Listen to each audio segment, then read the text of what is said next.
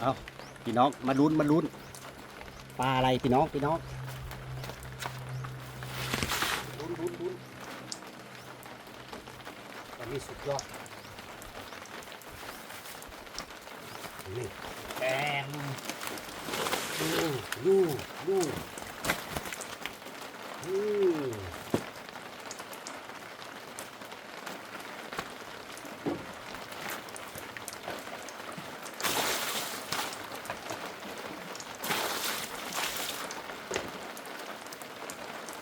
สองวนใหญ่พี่น้องสองวนสุดยอด3 ตัวครับพี่น้อง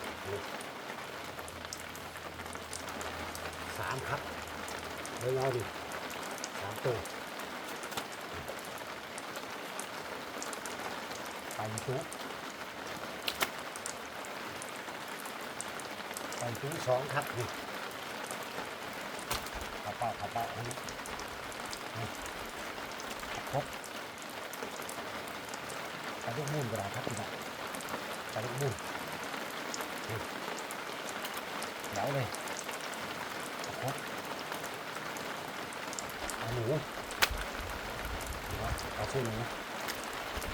นางแดงขับเป้านี่มันมีแหน้ำมีไรสุดยอด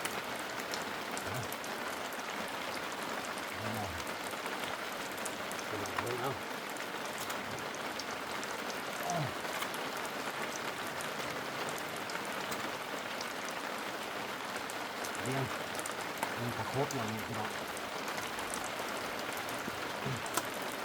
ไปจุ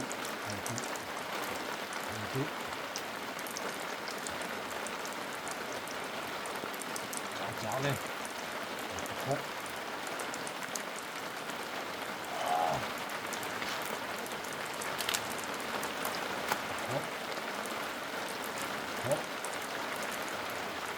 ปลาลูกมุ่นมาแล้วปลาตูนมาแล้ว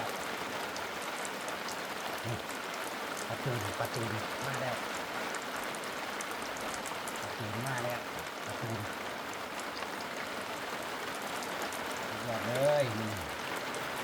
ตูนมาแล้วครับปลาลูกมุ่น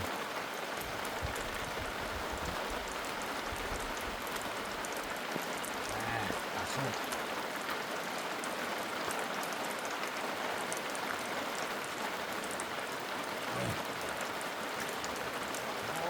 เยี่ยมมากเลยเจ้าขอบคุณครับ